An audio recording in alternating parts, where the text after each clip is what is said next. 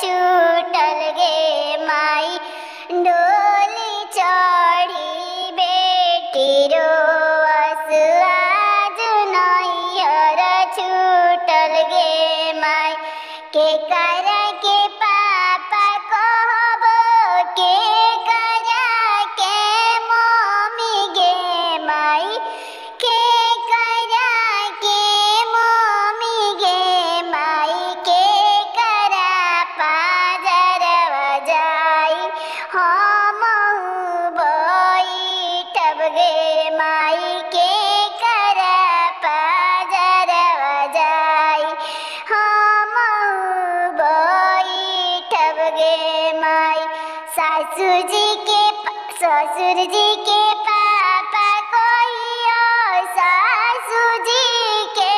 mummy रे माई सासू जी के मम्मी गे माई हमारा पाजरवा धोनी आई के बैठिया गे माई हमारा पाजरवा धोनी आई के बैठिया गे माई एको को से गइलो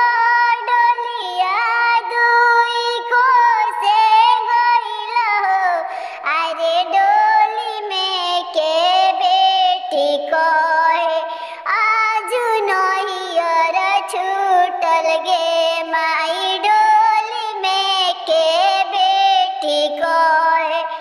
आज नैहर छूटल रे माई घुंघटा उठाई हंसी बोले ले कौन दूल्हा